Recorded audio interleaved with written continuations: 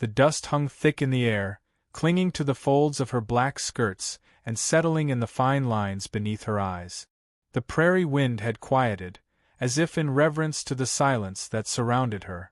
She sat alone beside a wooden cross, its grain rough and splintering with each dry gust, the initials barely carved into its face beginning to blur beneath weather and time. Her fingers, chapped and cracked from days without gloves, reached toward the base of it, toward the frayed bit of red ribbon that fluttered weakly. It had once been tied in her hair on her wedding day. Now it marked the end of something she could no longer name. The land around her stretched out like a barren memory, broken only by the sun-bleached ribs of a collapsed barn in the distance and the skeletal fence line that no longer held anything in or out. All of it had once been hers, or rather, had once been promised to her. When she came west, full of foolish hope and untested devotion, this place had seemed like a page from a hymn book. Her husband had painted it that way. A man of vision, he called himself. A man of plans and powerful dreams. But dreams grow brittle when they're built on someone else's back. She remembered the days of silence more than the days of joy. The way his voice could fill a room with thunder and vanish for weeks just the same. He'd courted her with sweet words, but he'd married her for work. 4 hands to cook, sew, clean, and bear. When the drought came, he grew sharper. The failures in the field, the cattle too thin to sell, the rumors of debt, he turned all of it toward her like the barrel of a gun. The bruises had never been obvious. He was too careful for that. But they lived in the way she flinched at loud noises, in the way she moved through doorways like she expected them to strike. She stayed because she believed leaving would be worse. Because no one listens to a woman alone. Because she had no brothers, and her father's grave was far too deep to climb back from. He died slowly, though some in town whispered he'd done it to himself. A bottle too many, a fever left to burn. She never answered their questions. She just buried him beneath the cottonwood tree and waited for the ground to settle. She thought grief would feel heavier. But all she felt was quiet. A sound on the wind drew her eyes upward. Hoofbeat. Distant, steady. A lone rider emerged over the ridge, his silhouette framed against the late-day sky. Dust rose in curls behind his mount.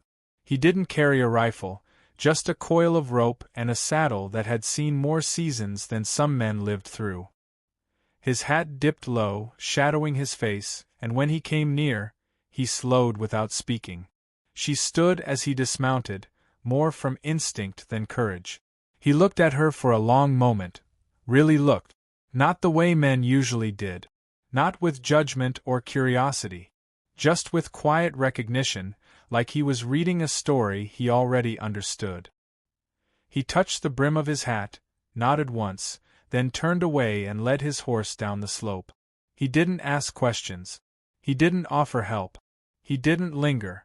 And somehow that was the kindest thing anyone had done in months. That night, she slept inside the sagging house with the windows open and the wind moaning through the empty hall. She dreamed of the man with the weathered eyes and the silence that spoke louder than words. By morning, her food stores were gone. The few coins she had were hidden beneath a loose floorboard, guarded more by habit than value. She wrapped herself in her husband's old coat. It hung heavy on her shoulders but still held the warmth of something, perhaps the illusion of safety. Then she walked. Miles down the road, nestled between low hills and the brittle bones of summer, stood a small cottage and smoke curling from a stone chimney. Bess lived there. A widow twice over with a tongue sharp as a thistle and a heart soft as creek moss. The older woman opened the door without surprise, looked her up and down, and said simply, "You're late, girl. I saved you a bed." She didn't cry, not then. Just stepped inside and let the door close behind her like the closing of a book she'd never wanted to read again. In exchange for food and shelter, she worked. Mucking the goat pens, hauling water, trimming herbs from the garden that still dared to grow. She found comfort in the rhythm of it all, in knowing that her worth wasn't measured in obedience or silence, but in effort and presence. It was weeks before the quiet rancher returned. He came just after dawn, wagon rattling behind him, loaded with sacks of feed and fence posts. He said nothing at first, just helped unload beside Bess. The two exchanged nods and murmurs, the kind that people who respect each other pass like coins. Brief, weighty, understood. She watched from the doorway, wiping her hands on her apron, unsure why her heart beat so oddly. He turned toward her once, eyes meeting hers. Not with expectation. Not with pity. Just a kind of gentle question that didn't need answering. Later that evening, Bess poured 2 mugs of coffee and sat across from her with a sigh. He's got land that needs tending, she said. Barns that need hands. He don't say much, but he listens better than most. She hesitated. Why would he want me? Bess chuckled. Because you don't lie with your eyes. Because you work without asking what it's worth. Because you've survived the kind of hurt that makes you useful to the earth. The next morning, she found herself at the rancher's land. It wasn't grand, nothing painted or proud, but it stood, and the soil looked like it remembered rain. He met her at the gate, handed her a pair of gloves, and pointed toward the barn. Not a word spoken. She worked in silence, shoveling straw, repairing a broken latch, wiping sweat from her brow. He passed now and then, offered her water once, left a thick wool coat on the post when the wind picked up. They didn't speak, but they moved like 2 birds flying the same current. By the end of the day, her muscles ached, but her chest felt oddly light. She looked around and realized, this place didn't just accept her. It had room for her. As the sun sank behind the hills, casting gold across the paddocks, she stood beside the fence and watched the horses graze. One of them, a lanky chestnut with a white blaze, wandered close, curious. She held out her hand. He sniffed, then nudged her gently. She smiled. Behind her, the rancher stood a few paces away, quiet as ever. She turned slightly, unsure what to say. He gave a nod, one that said more than a paragraph could, then turned back toward the house. She lingered there, hands still tingling from the horse's breath, heart filled with something unnameable. Not hope, not yet. But maybe the seed of it. Maybe the very beginning. And so she stayed. Morning came with a hush, the kind that wraps itself around the hills like a quilt pulled tight. The sky was the softest shade of pearl, and the frost on the grass crackled beneath her boots as she made her way up the path toward the barn. She hadn't intended to stay long on the rancher's land. A few days of work, maybe a week, then she'd be off again, farther west or deeper into the forgotten corners of the territory where no one knew her name. But the silence here didn't press down on her. It gave her space to breathe. He was already outside, mending the edge of a gate where the hinge had rusted through. She watched him from a distance, hands in her coat pockets, waiting for instructions. But he didn't raise his voice or bark orders. He simply nodded toward the hay shed and returned to his work. The message was clear enough. If you've come to help, then help. No need to explain yourself. She appreciated that. Talk had always been a dangerous thing in her life, twisted, used against her. But this man, with his weather-creased face and unhurried movements, offered no danger. He moved with the earth, not against it, like someone who'd come to an agreement with time long ago. The barn was no marvel. It leaned slightly to one side, and the roof bore the weight of too many winters. But it was clean, honest. She swept out old straw, patched a sagging window, and laid fresh bedding in the stalls without waiting to be asked. In the corner, a milk cow blinked lazily at her and offered a low, warm moo as if in gratitude. At midday, she sat beneath the cottonwood tree and ate bread and cheese wrapped in wax paper. The sun filtered through the leaves, dancing across her skirts. She let the quiet settle around her, let the ache in her arms remind her she was still capable of effort. She hadn't felt useful in so long. Not since before her marriage turned cold. Not since her child slipped away before drawing her first breath. When she looked up, the rancher was there, not close, but within speaking distance. He held out a tin cup of water. She rose slowly and took it with a nod. His fingers brushed hers, rough against rough, and for a heartbeat she remembered the last time a man had touched her hand. It had been to pull her out of a room by the wrist. This touch was nothing like that. It was solid, brief, and without possession. He didn't linger. Just tipped his hat and moved on. That night, she returned to Bess's cottage, arms sore, back tired, and heart oddly full. Bess was rocking slowly on the porch, humming some old lullaby only grandmothers remember. When she looked up, her eyes sparkled with quiet approval. "He didn't send you away," Bess said, more statement than question. "No," she answered, sinking onto the step beside her. "He didn't say much at all. That's his way. But if he let you work the barn, he trusts you more than most." They sat in silence for a while, the stars coming out one by one above them like lanterns in the sky. The next morning, she returned without being asked.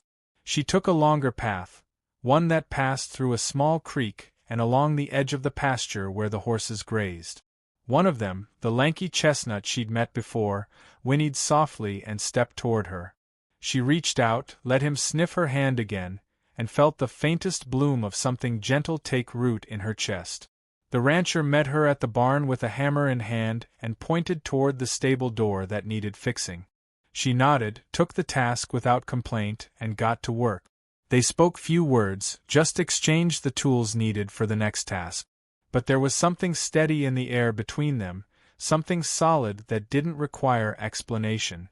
As the days passed, she began to learn his rhythms. He rose before dawn, worked without complaint, and always made time to tend to the animals with quiet reverence. He didn't curse the weather or shout when things went wrong. He simply adjusted, repaired, and carried on.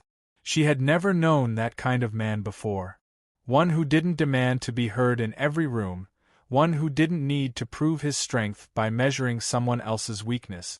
One afternoon, as she was gathering kindling from the grove beyond the pasture, a storm rolled in quick and mean. Wind whipped her skirts and stung her cheeks with dust. She rushed back to the barn, arms full of sticks, only to find the door already open. He stood inside, holding out the wool coat she'd left behind. She stepped inside without a word, and he helped drape the coat over her shoulders. The gesture was quiet, almost brotherly, but it made her feel seen in a way that startled her. She sat by the hearth in the main house, drying her boots while he prepared tea from a small tin. The cabin smelled of pine and leather and something slightly sweet, dried apples perhaps. He handed her the cup, and they drank in silence, the rain tapping steadily against the roof. Eventually she spoke.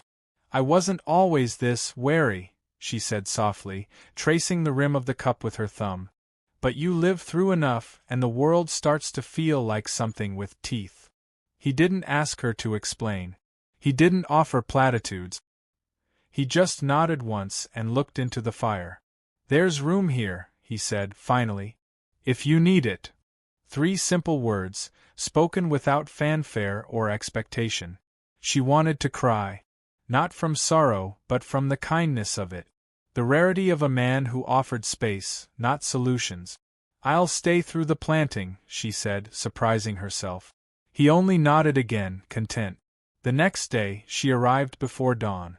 The barn was already lit with a lantern, and the horses stamped their hooves in greeting. She set to work, knowing she would not be asked to prove her worth, only to offer it. Later, when she carried feed out to the paddock, she spotted him fixing the fence by the north pasture. His shirt sleeves were rolled, forearms dusted with sawdust and sun. He worked without urgency, methodical and calm. She stood watching a moment longer than she meant to. He looked up and caught her gaze, and something unspoken passed between them, something fragile but promising. She looked away quickly, heart thudding. This was not a story written in haste. If it was a story at all, it was unfolding one careful chapter at a time. That evening, she stayed behind a little longer. Fed the chickens, checked the barn doors twice. She wasn't ready to leave just yet. Not because she had to stay, but because she wanted to. The wind had softened again, carrying with it the scent of damp earth and wild sage. It wrapped around her like a memory not yet lived, and for the first time in what felt like years, she did not dread the days ahead. She turned toward the house, lantern in hand, and saw him standing at the porch, as if waiting. Not expectant, not urgent, just present. And somehow that was everything. The days lengthened, stitched together by the quiet labor of survival.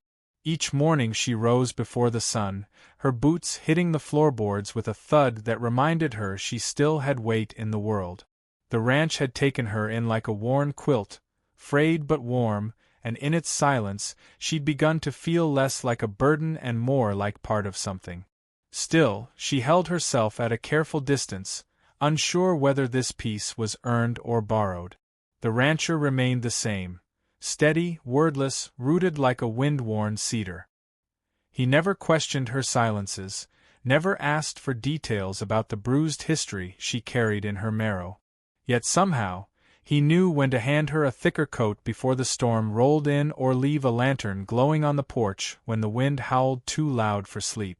She found herself anticipating his movements, not with anxiety, as she once did with another man, but with something gentler, something closer to respect.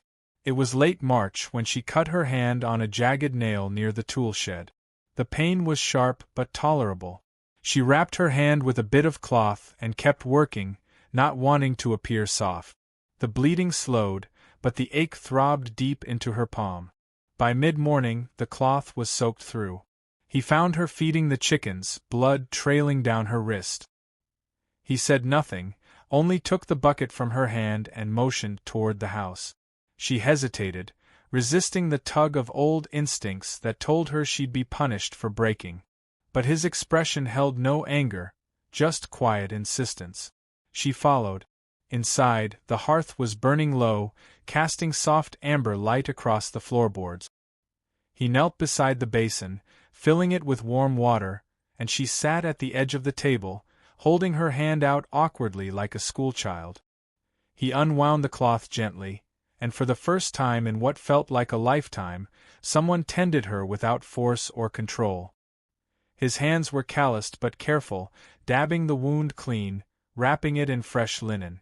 He didn't scold. He didn't ask why she hadn't come sooner. He just worked with quiet care, as if healing her was a task no different than mending a fence or calming a frightened colt. Tears came without permission.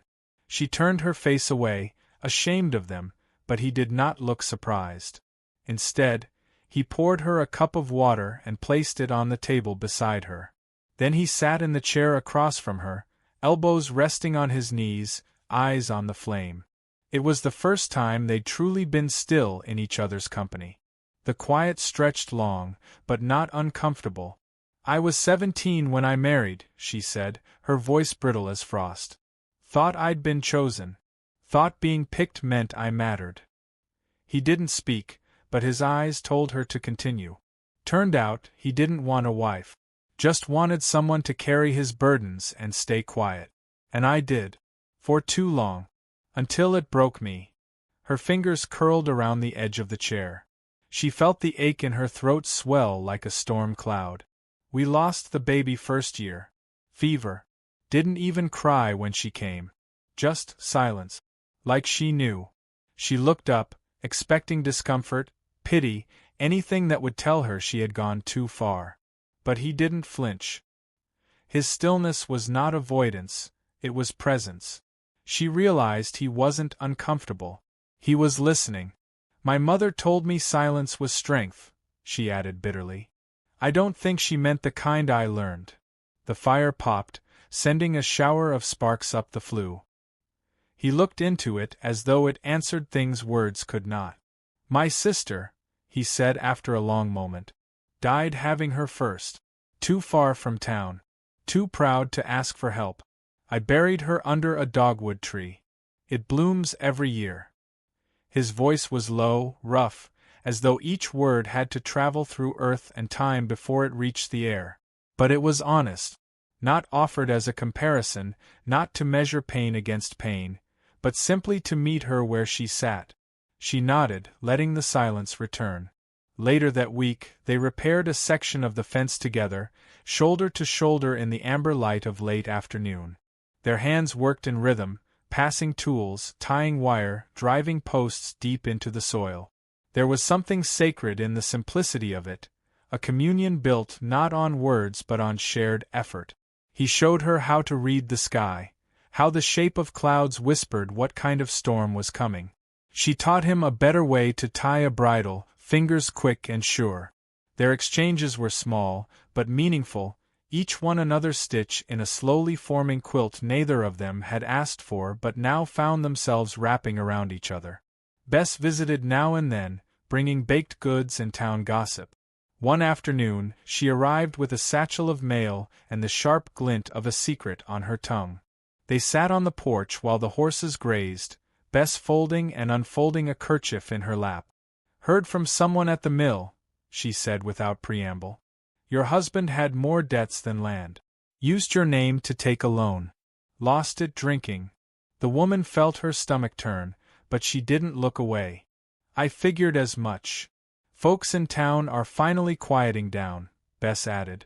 "Turns out, truth has a way of crawling out even through dirt." She didn't answer, but the words curled in her chest like something warm. Later that evening, she stayed behind after the sun fell. The animals had been fed, the tools hung, the fields quiet. The rancher sat on the porch steps, carving a piece of wood into something shapeless but deliberate. She stood at the edge of the porch, uncertain. "You can sit," he said, not looking up. So she did. They sat for a long time, watching the stars blink into view, one by one. The air was still, cool, and smelled faintly of wild sage and earth. "Thank you," she said softly, after some time. He set the carving down. "For what?" "For seeing me. For not needing me to explain everything." His reply was a soft hum, the kind that says I understand without needing to say it aloud. She looked out at the field, the shadows stretching long across the land that had slowly begun to feel like something she could trust. "I don't know what this is," she whispered. "But I don't want to run from it." He reached into his coat and pulled out something small, her ribbon. The one from the grave. It had been pressed between pages of an old book he'd found while cleaning out the back shed. He handed it to her without a word. She took it, her fingers trembling slightly. The wind tugged at her hair, lifting it in strands, but she let it. He stood then, stretched, and without turning, said gently, "There's a new foal coming soon. I'll need help." She smiled. "I'll be here." And for the first time, she meant it. Spring arrived like a slow breath, first in the subtle softening of the earth, then in the tender green curls that emerged along the fence posts, and finally in the way the light lingered just a little longer each evening. The land responded with a quiet hunger, stretching, waking, yearning. And so did she. The ranch had taken shape beneath her hands, not just in the fences mended or the stalls swept, but in the rhythm of the days that now moved through her like a second heartbeat. Each morning she walked the perimeter before the sun crested the hills, her boots damp with dew, the sky slowly blushing. She'd grown strong again, not just in body but in spine, in gaze, in the silent certainty she carried inside her chest. There was no ceremony to her return to life. Just the simple, relentless act of showing up. The foal was born under a moonlit sky, legs too long for its own balance, coat damp and steaming.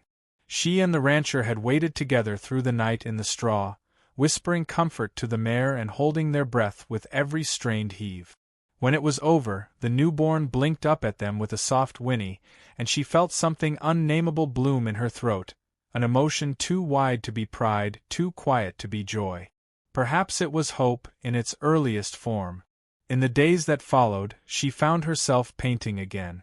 Bess had brought her a wrapped parcel one afternoon, old brushes, a few precious colors, paper thick enough to hold emotion. She sat on the porch in the golden light and painted the foal, the hills, the cloud-shadowed sky. The rancher never commented, but he'd glance at her work with a look she came to recognize, not of critique, but of reverence. They spoke more now, not constantly, but enough. He told her about the tree stump near the west field, how his father had planted an orchard that never took. She told him about the way her mother used to hum lullabies that had no words. Sometimes they'd share meals in the kitchen, stew thick with root vegetables in silence, interrupted only by the creak of chairs or the soft clink of spoons. She discovered, too, that he read poetry, well-worn pages folded neatly in a tin box beside his bed. One evening, she found him reciting under his breath near the pasture fence. He didn't stop when she approached, just offered her a half-smile and kept reading. His voice, low and steady, wrapped around the verses like smoke. They were not lovers, not yet. But something deeper than desire pulsed between them, something that held hands with patience and wore the face of recognition. She no longer feared his presence, she welcomed it. And he no longer avoided her sadness. He stepped into it with her, quietly, steadily, like someone unafraid of deep water. One morning, after mending a broken hinge on the chicken coop, he handed her a set of keys. "These are for the shed, the hay barn, and the tack room," he said. She looked at them, surprised. "Why?" He shrugged. "Because you live here." It wasn't a grand declaration. It was simple, factual. But her throat tightened just the same. He had never once asked her to stay. But every action since her first step on this land had been an invitation. She took the keys with a nod, tucked them into her apron pocket, and said nothing. Words seemed too small for what she felt. A few days later, a man arrived on horseback. He wore a hat too new for this land, boots polished, eyes sharp with calculation. He introduced himself as a representative from the bank in town. Wanted to know if the rancher would consider selling, said the land was valuable, that buyers were lining up to expand a nearby rail line. Promised high numbers, fast deals. The rancher stood with arms crossed, face unreadable. "I'm not interested," he said simply. The banker persisted, his tone oiled with confidence. Then he looked at her, sizing her up like part of the property, and added, "You might want to reconsider. Times change. Folks don't always keep what they think they deserve." She stepped forward before she even knew she'd move. "He doesn't think he deserves it," she said, voice like steel wrapped in velvet. "He's earned it. Every inch. And it's not for sale." The banker's eyes narrowed. But he read the air, sensed the boundary he hadn't seen, and left without pressing further. Later that evening, as they fed the horses in silence, she glanced over at him. "Why didn't you even consider it?" she asked. He didn't look at her right away. Instead, he tossed a final bale of hay, then leaned against the stable door. "Because money's not what roots a man," he said. "Land remembers who tends it, who listens, who stays." She nodded slowly, letting the words soak in. That night, she sat on the porch steps, bare feet resting on the worn wood, the moon silvering the fields. He joined her, 2 mugs in hand, coffee laced with cinnamon the way she liked it. He didn't speak, but his presence alone was an offering. She turned toward him. "Do you think people can belong to places the way places belong to people?" He took a slow sip, eyes scanning the stars. "I think," he said quietly, "people find the place that doesn't ask them to explain themselves. And when they do, it feels like coming home." The words settled over her like a blanket. "I never had that," she said. "Until now." He looked at her, really looked, and the space between them seemed to hum with something unspoken. "I know," he replied. She set her cup down, heart beating in the hush between sentences. The silence stretched, but it was full, of everything they'd shared, and everything they hadn't yet dared to name. A breeze swept over the grass, carrying the scent of wildflowers and new growth. Somewhere in the barn, the foal let out a small whinny, as if reminding them that beginnings always start quietly. She smiled, then leaned back against the post, eyes drifting upward. She didn't know what tomorrow would bring. But for the first time in years, she wasn't afraid of it. And beside her, the man who had never tried to fix her, who simply made room for her to mend, sat quietly, watching the stars return. The wind had shifted. It came now from the east, dry and fast, rattling the sycamore leaves with a sound like whispered warnings. She felt it in her chest before she saw anything, an old ache, a tightening beneath the ribs, as if her bones had not yet learned they were allowed peace. It was a morning like any other, golden with spring and the promise of new growth, but something inside her tilted. The birds were still singing. The foal still played in the pasture. And yet, her breath came shorter than it should. She was stacking kindling near the porch when she heard the hoofbeats. Steady. Confident. Not the rhythm of a drifter or ranch hand, but someone accustomed to being listened to. She rose slowly, wiping her hands on her apron, heart already preparing for battle. Dust rose at the bend in the road, and then he appeared, clean hat, polished boots, that unmistakable look of someone who believed the world owed him something. She hadn't seen him in over a year. He reined in near the gate like he still owned the place. His horse puffed and pawed the dirt, restless beneath its rider. He didn't speak at first.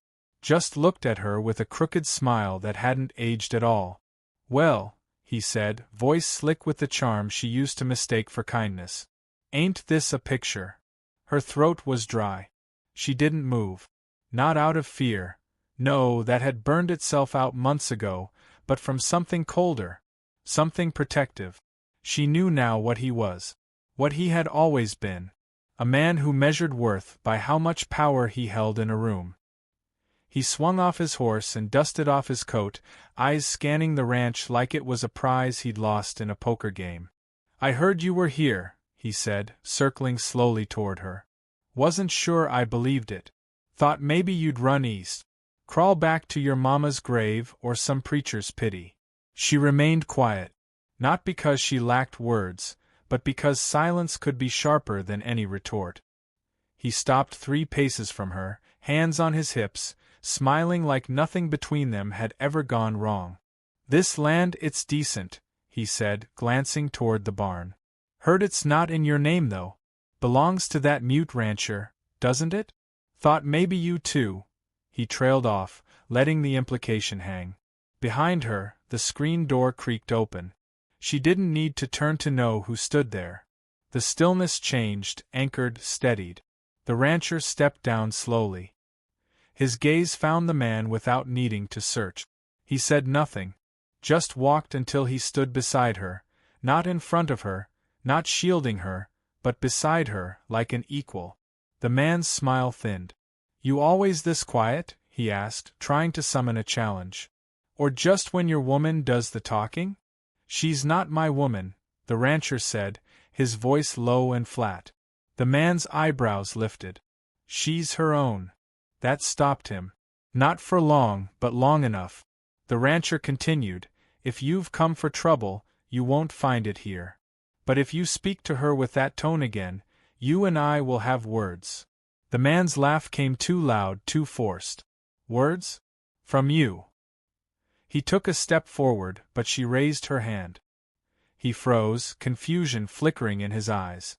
"You don't get to raise your voice here," she said, voice even. "You don't get to stir the dirt with your old bitterness and think it'll take root again." He looked at her now, not the way he had in the past, not with control or amusement, but with growing discomfort. She didn't flinch, didn't back down. She stood tall, shoulders squared, gaze steady. "I survived you," she said, "not for drama, but truth. And that's something you'll carry. Not me. I buried what you did. This land, these hands, built something new. You came too late to ruin it." He scoffed, looked away like he couldn't hold her stare. "You always did talk too much." She smiled then. Not cruelly. Just enough to show him she didn't need his approval. "And you never listened." The rancher shifted slightly, his presence like a mountain at her back. She felt no need to explain herself to either man. But still, for the sake of something final, something free, she added, "Whatever story you told yourself, whatever version of us you carry, let it go. It's not welcome here." There was no shouting, no dramatics, just stillness. A decision made and spoken aloud. The man stood a moment longer, eyes flicking between them, trying to find a crack. But there was none. He saw it. This wasn't the same woman who'd once kept her voice behind her teeth. He mounted his horse with less ceremony than he'd arrived. No goodbye. No apology. Just a man fading into dust, carrying his smallness with him. She watched him go, not with fear, but with a quiet sense of release. The rancher said nothing. Instead, he reached into his coat and handed her something. A sprig of sagebrush, freshly broken, the scent clean and wild. She took it, held it between her fingers, and let the silence fill with meaning. They walked the perimeter fence together that evening, as was their custom. No need for conversation. The sky was thick with stars, the kind that only show up when the world is still. She found herself glancing toward the tree line, not out of fear, but to mark that something had ended there, that old thread finally cut. The woman who had once trembled at footsteps, who had buried her voice beneath obedience, was no longer here. She had been replaced by someone rooted, someone real. They reached the top of the ridge as the wind picked up again, this time cooler, fresher, carrying the promise of rain. The rancher paused, eyes on the horizon. She stood beside him, shoulder brushing his. "You're quiet," she said softly. "So are you. Feels different now." He nodded. "You're not waiting anymore." She looked at him. "Waiting for what?" "To be loved," he said. She felt it then, that strange, slow warmth that had nothing to do with heat. It curled inside her chest, quiet but strong. Not the blaze of old romance, not the desperate reach of survival, but the steady flicker of something earned. He turned to her, eyes dark with reflection, and for the first time since they met, reached for her hand. Not to lead. Not to hold her back. Just to be there. She let him. They stood that way until the wind softened, until the stars seemed to tilt above them. Two souls not broken, not needing to be fixed, but shaped by time, tempered by hardship, and finally understood. And in the hush of that moment, the land around them seemed to hum in agreement. The grass bowed gently. The trees whispered. The wind moved on. Somewhere down below, the foal neighed, and the ranch dog barked in response. She smiled, leaning into the moment like someone who had found her way home without ever meaning to. And the man beside her, who had never promised her anything, only given everything in quiet ways, squeezed her hand once as if to say, "You're here now." And she was.